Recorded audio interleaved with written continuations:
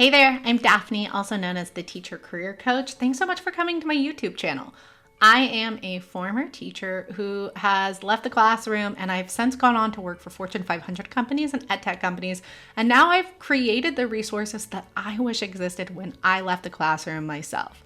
In this video, I'm just going to share an interview that I did on the Teacher Career Coach podcast.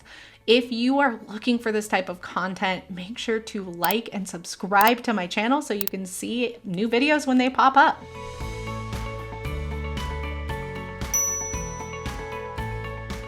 Hi, Katie. Thank you so much for being here. Thank you for having me. Katie, you and I connected on LinkedIn, one of my favorite places to meet people, because you were giving great advice for people on salary negotiating. And I started to lurk on your LinkedIn and it was very impressive. And I thought that you were going to be a great person to bring onto the podcast. Usually, I have people who are working in the ed tech space, people who are bringing information about their own story of being a former teacher. And you are not a former teacher, but you have climbed the corporate ladder. And I'd love for you to introduce yourself to this audience to learn a little bit about you and your expertise in this market. Yeah, sure. I spent 18 years of my career in biotech and tech, primarily in sales and then in leadership. So, lots of negotiation, right, with customers, with my bosses, and then eventually with my teams as I moved into leadership. And then more recently, I just moved out of that. So, I eventually worked my way up to an EVP sales role.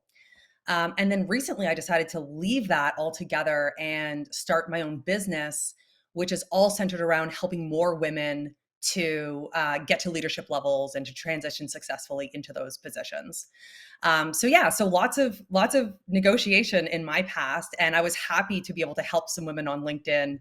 Um, I was actually just feeling a little bit fiery that day, so I wasn't planning to post on that, and something happened that just that made me think about how women just don't negotiate to the same level that men do.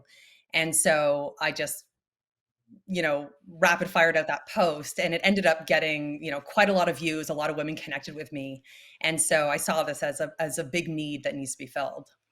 I have read, and I might get the specific statistics wrong, so don't quote me on this. I've read something around the lines of like only 30% of women even negotiate their salaries when they go into a job offer, where men, I think, is closer to 50%. Once again, don't quote me on that. Have you seen in your experience that women struggle when it comes to this part of entering a corporate environment? Yeah, I mean, anecdotally, I can say that men negotiate way more often than women. I have seen some women negotiate, but in terms of the comparison, both when it comes to starting salaries, to raises, and to promotions, men negotiate far more often.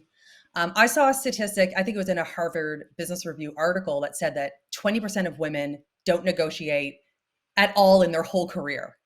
And that ends up costing them something like between $650,000 to over $1 million over the course of their career because they're just not comfortable negotiating. Oh, wow. That is really impressive. Or it's an impressive number to know that you're like leaving that on the table. Why is it that you think so many women, struggle when it comes to being confident when it comes to the negotiation process? And why are you so passionate about this? Yeah, good question. I mean, I've been passionate about this for a long time. Um, One, because I've observed women not negotiating. Two, probably, at least about a decade ago, I read Lean In, which I resonated with a lot. And it brought up this topic. It sort of brought this topic to mind to me for like the first time. I had seen it, but I had never really paid a lot of attention to this, the fact that women negotiate less than men. And thirdly, I was part of an organization called Women Powering Technology, and I was helping get that off the ground. And we decided to host some workshops on various topics that we thought would be important to women. And we did a couple on negotiation, and they sold out. They were just like, they were so well attended, and it just became really clear to me that women need this. A lot of women want some guidance, want to become more confident when it comes to negotiation. In terms of why women struggle with it, there's something called the likability backlash that I think is really important to touch on. What that is a backlash that women face when they negotiate that men don't face. So when men negotiate their starting salary or a raise, they're generally seen as assertive, and it's seen almost in a positive light or a Mhm. neutral light. When women negotiate, because we view women as being naturally collaborative, nurturing beings, we're not expecting negotiation. And so subconsciously, people like women less when they negotiate, unfortunately. And we've seen this again and again in studies and data. So it's a real thing that women have to sort of worry about. And I think what happens is that when women negotiate, they sense that backlash. And so they feel less comfortable doing it because as women, we want to be liked. And we know that in business, likability is more important than competence in terms of your success. So there's lots of data, 100%. yeah, lots of data to back that up. And so of course we want to be liked. And so we're reluctant to negotiate for that reason.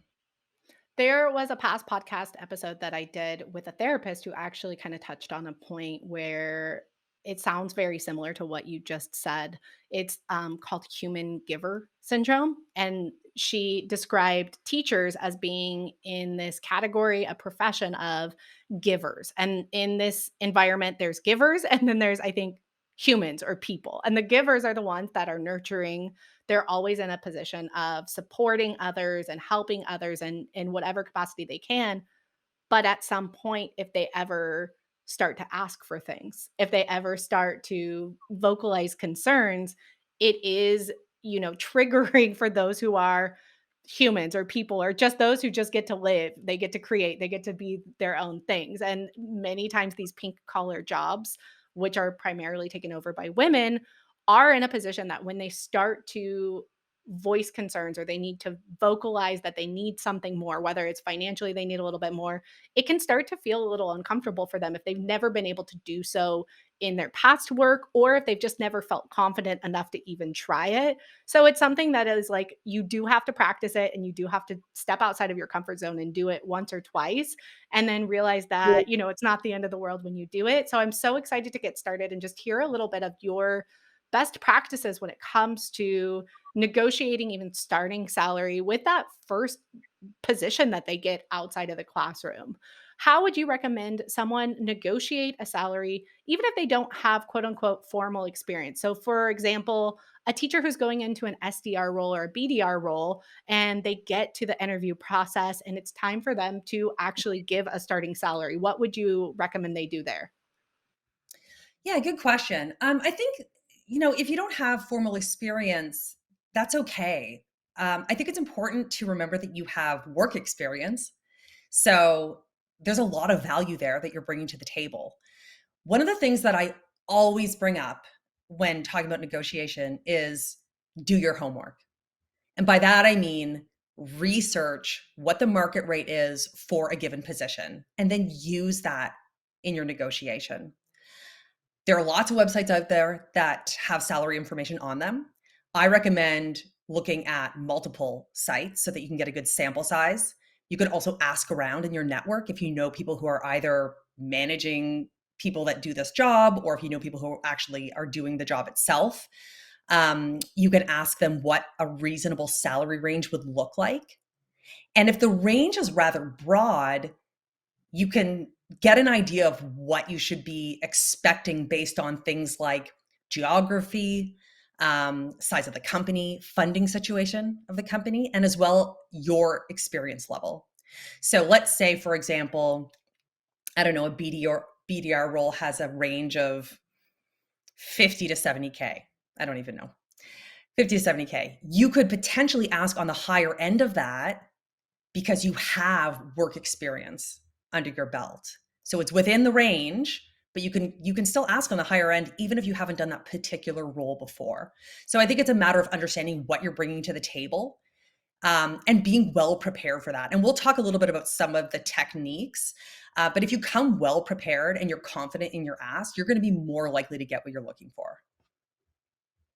Yeah, I think that's something that's really frustrating to teachers who are navigating this because they're coming from a position where they can look at a district salary schedule and they know matter of factly, this is exactly what I'm going to make if I go to this school district. You know, human resources has it posted. But when it comes to looking at the different websites, I always recommend going to like a Glassdoor because that's at least very specific to the company. So you can say, I am applying for a project manager role at company XYZ, and you may be able to find a salary for that exact position, which is better than just that Google search of project manager salary, but more specific would be project manager salary average Los Angeles is a little bit better of like a Google search. Do you have other websites that you would recommend besides just like a broad Google search or Glassdoor? Salary.com is one, Payscale is another one.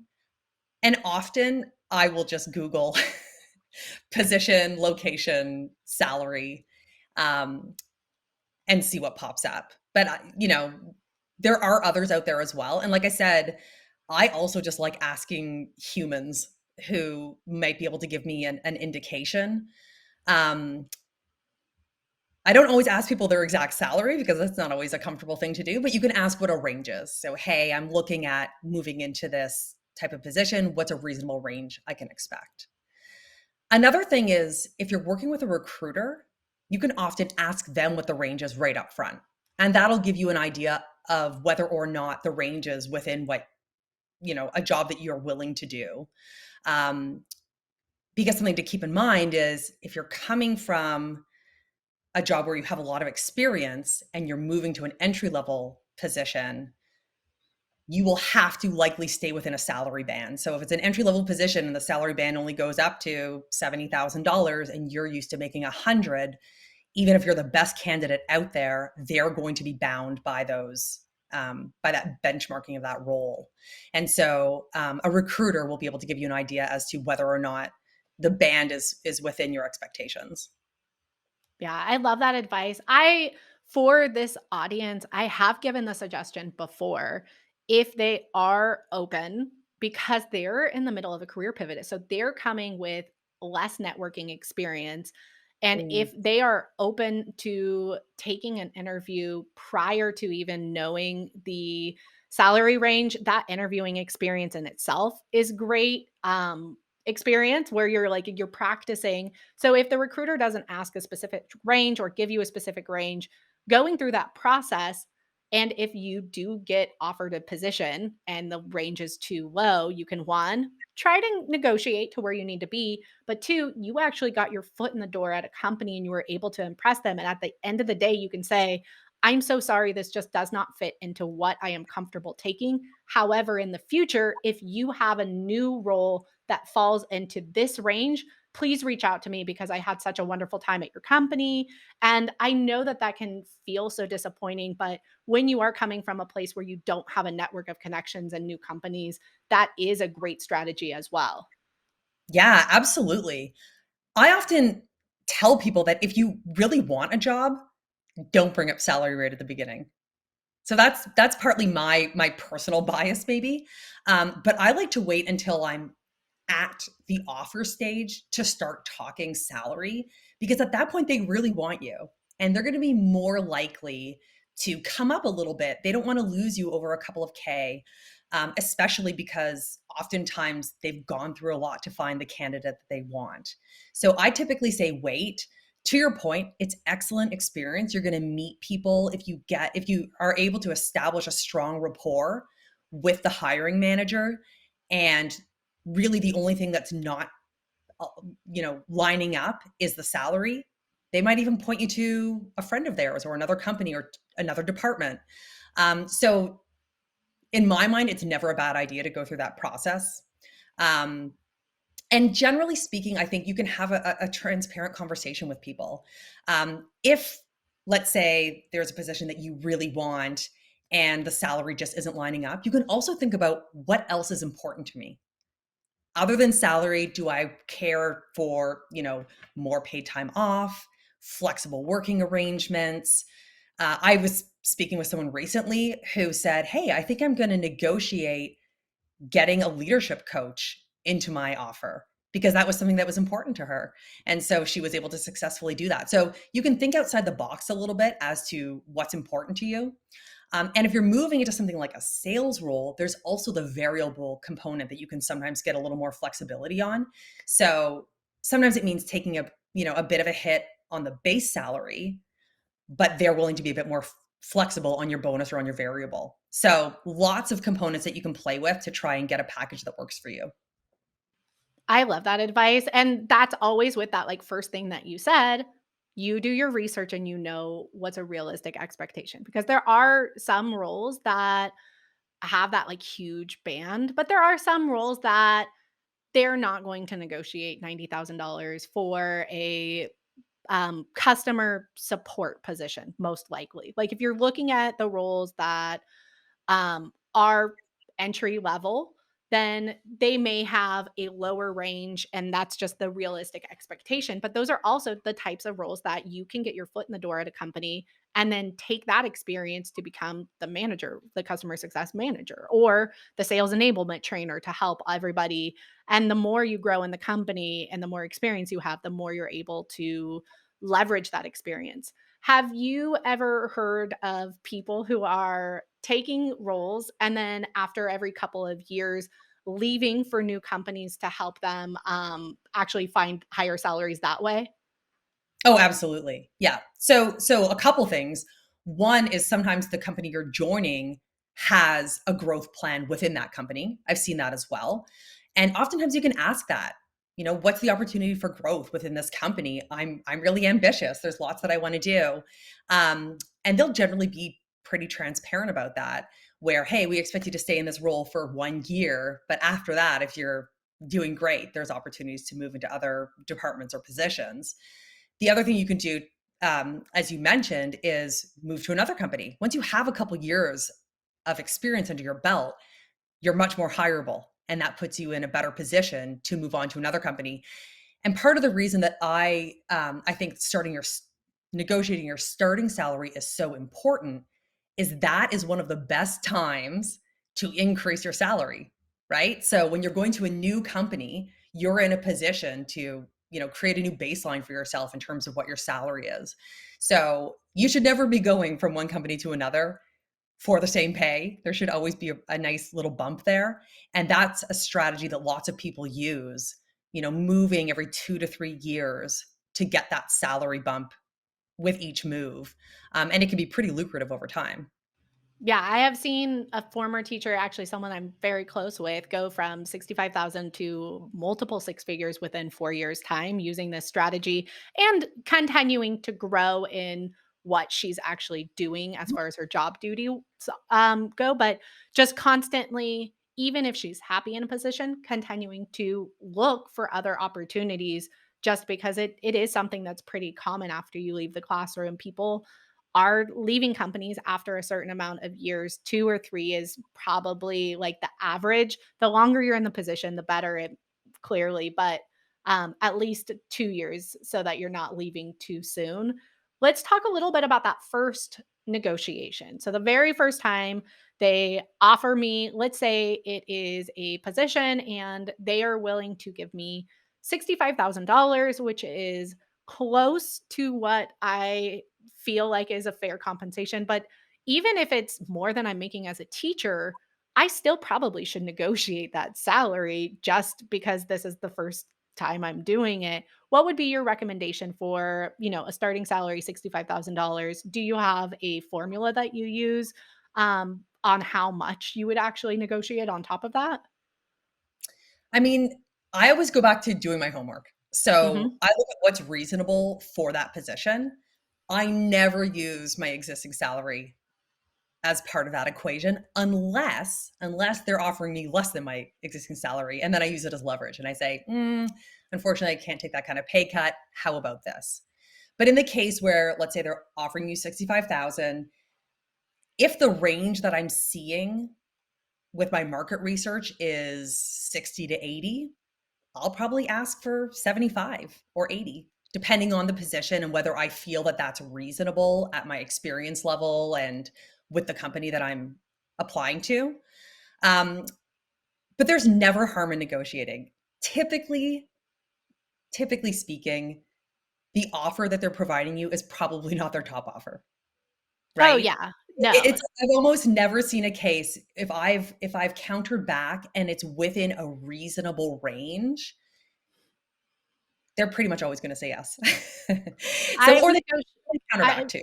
I've negotiated about 10%, I think Oh, easy. 14% at one position because I Yeah, felt like that was a very safe bet. I was secretly happy with the offer that they gave me. I had done my homework and I yeah. knew that there was a potential that it could be a little bit higher, but I did 10 and I think 14% at one of them. And both of the times they said yes. Yeah, I negotiated at one company a 20% bump in my base, and they instantly accepted it. And then I kind of kicked myself because I was reluctant. I thought 20% was a lot. Mhm. I was reluctant to ask for any more, but because they were so quick to accept it, I thought, "Ooh, I left some money on the table here." Um, but that's the tough thing with negotiating, right? You never really know um, how high they're willing to go, and so you might leave money on the table. Um, and at the same time, you want to ask for what's reasonable. So it's a matter of really understanding what you're comfortable with, what offer you would be happy with, and then going from there. But to your point, I mean, asking for 10% more is very reasonable. It really is.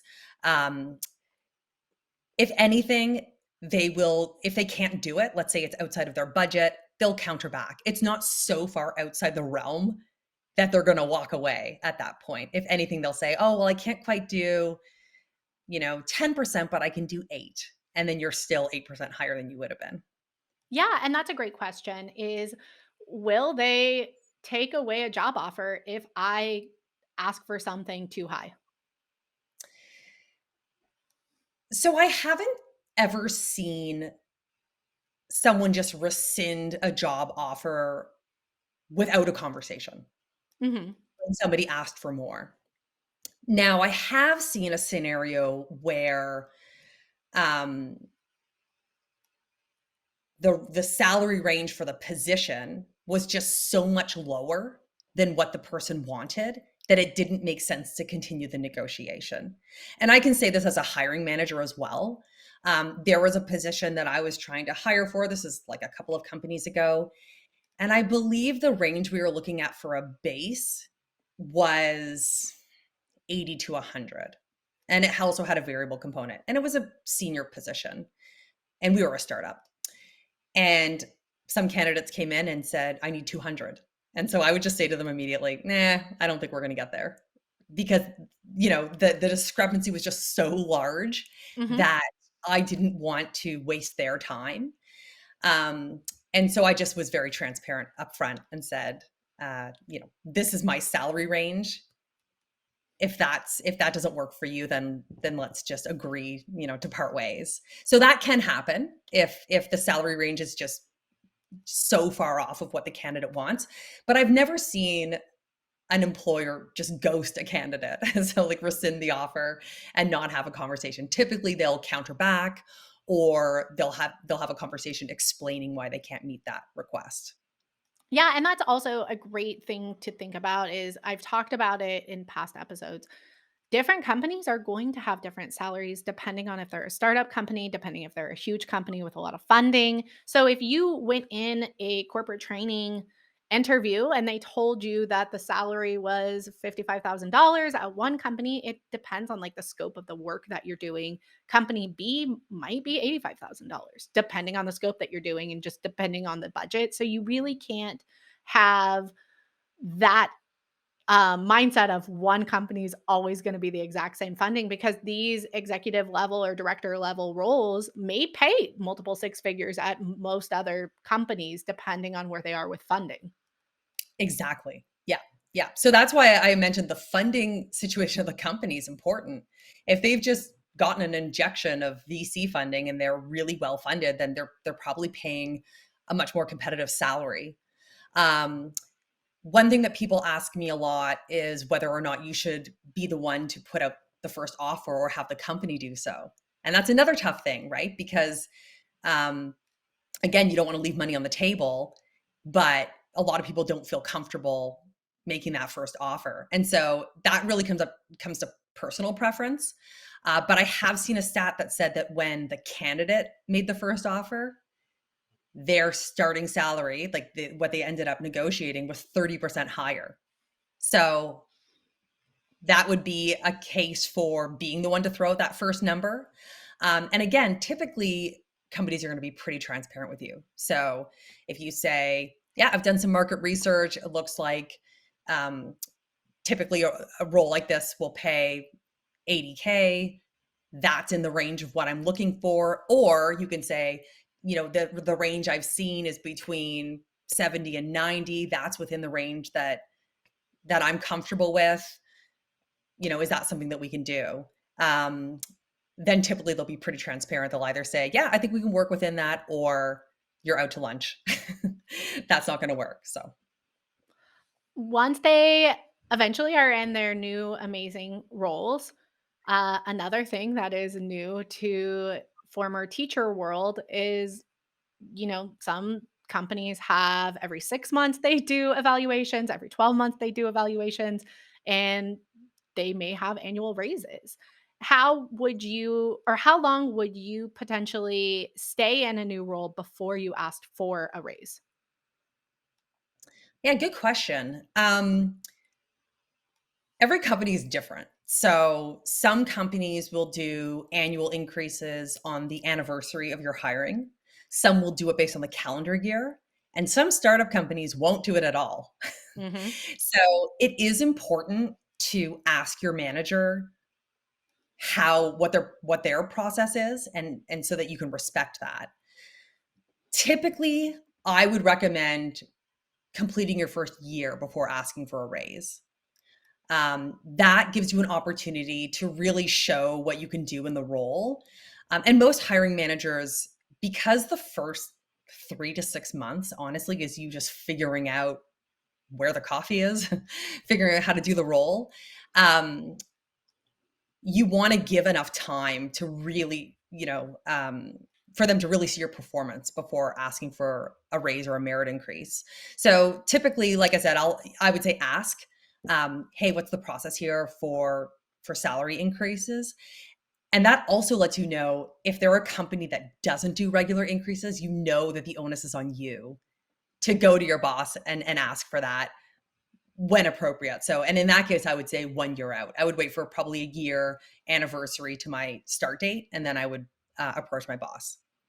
How would you come prepared for the raise discussion? What types of tips would you give for someone in that position? Yeah, good question. As somebody who's been on both sides of the table for that, I definitely have my opinions. So I would say, again, come prepared, do your homework, but do your homework in terms of what have you done in the last, say, year. So by that I mean, what value have you brought to the company? How have you gone above and beyond? What additional responsibility have you taken on? A big don't to me is coming with just a list of your day-to-day activities. And this has Mhm. happened to me a few times where someone has come in and asked for a raise. They said, I've done this, I've done this. And my response was, that's just your job description. So you really want to come with some solid data that shows how you are bringing value to the company, and ideally going above and beyond your typical job description. Um, Another tip would be, make it an objective and data driven conversation. So don't center the conversation around the fact that your rent went up or you broke up with your boyfriend and now you need to pay for your house on your own or whatever it is.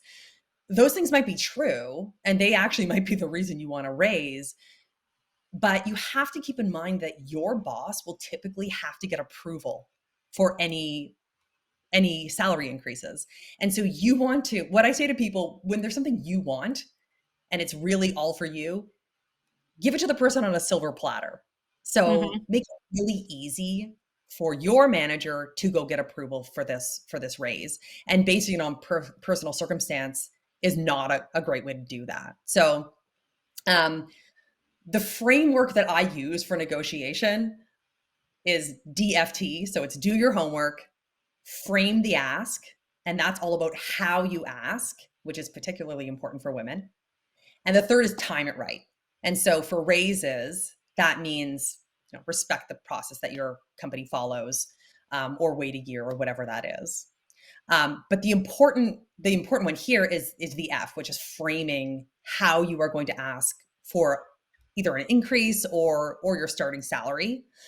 Um, and that's, like I said, is important, particularly for women, because you're trying to fight the likability backlash.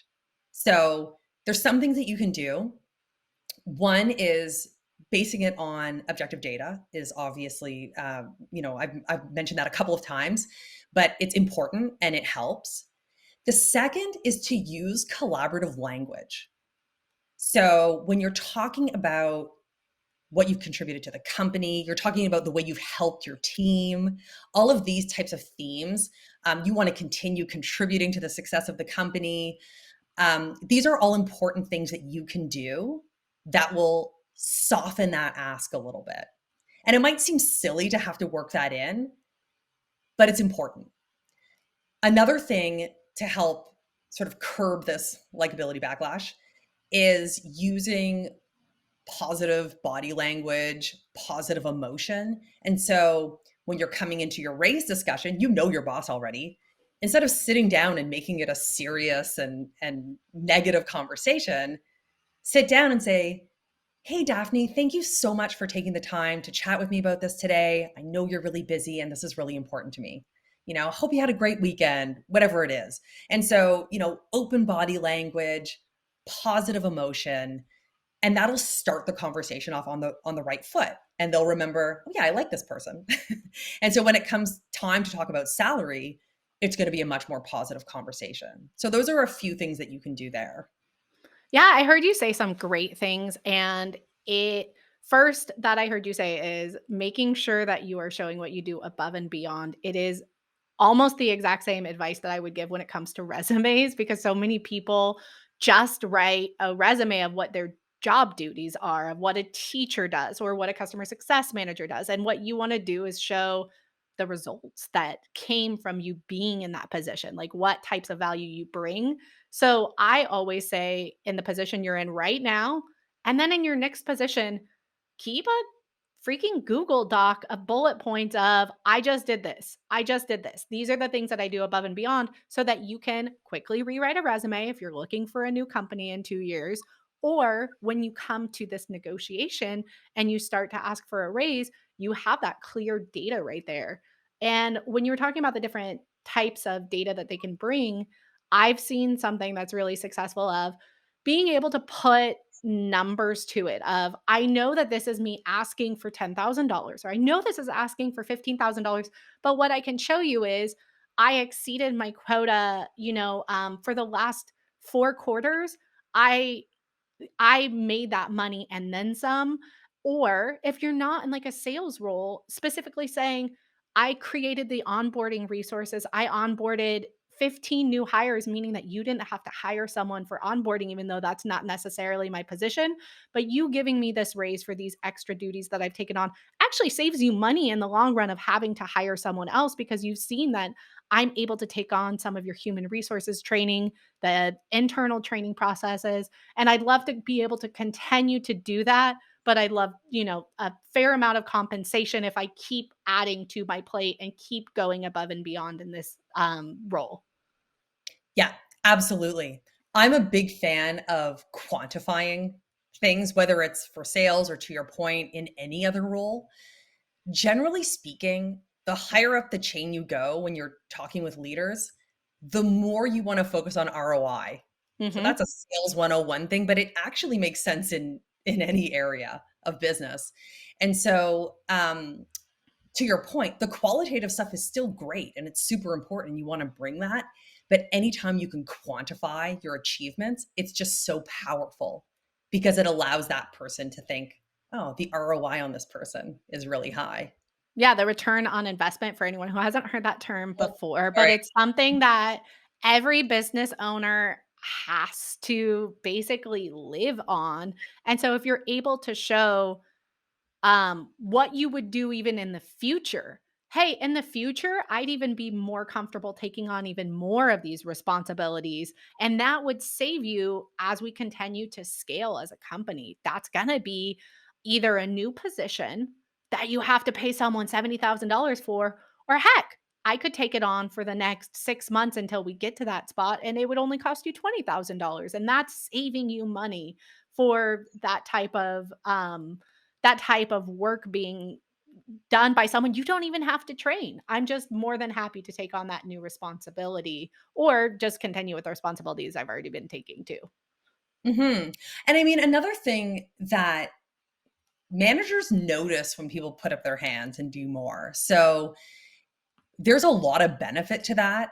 I would say that people on my team who I notice put up their hand when something has to be done, whether it's within their roles and responsibilities or outside of that, and in particularly if it's outside of that, people take notice of that and don't want to lose those people. Mhm. So again, from the point of view of a hiring manager, when it comes to annual increases, typically a hiring manager is given a pool of money to work with. And we have to divvy that up between the whole team. And the things that I typically think about are, when was the last time this person got a raise? How are they performing compared to the rest of the team? How is their pay compared to the rest of the team? Is it fair? And are they either, blowing it out of the water or a flight risk or Mhm. both? And if they're knocking it out of the park, and I think they might be a flight risk, they are right at the top of people that I want to make sure I'm compensating fairly and giving as much as I possibly can to so that they'll stick around. So Yep. that's just some insight for people, as to what might be happening on the other side. Yeah, I have been offered a raise both times I left positions outside of the classroom, which is something that teachers are not used to because admin, unfortunately, they don't have control over it. It is a set schedule. They're not able to offer compensation for even the top performing teachers. So it was something that was a surprise to me as well, is when I was working in my first role and I decided to take another role at a different company that I was excited about. The very first thing that happened was, what can we do to keep you as far as Exactly. compensation goes? And that happened at the second time as well. I think that we have covered so many amazing topics, and there are so many people who are probably dying to connect with you. Katie, where can my audience find you to learn more about what you are doing about helping women grow in leadership positions outside of um, either the classroom or just in their own corporate environments? Yeah, so I mean, I'm on LinkedIn. So Katie McPhee on LinkedIn.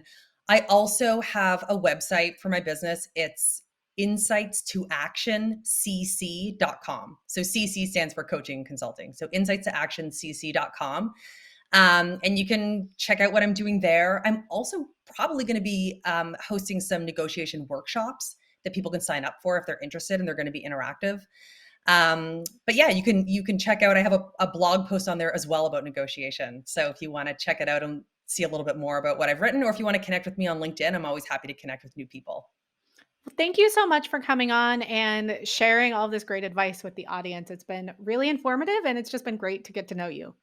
Yeah, this has been a lot of fun. Thank you so much.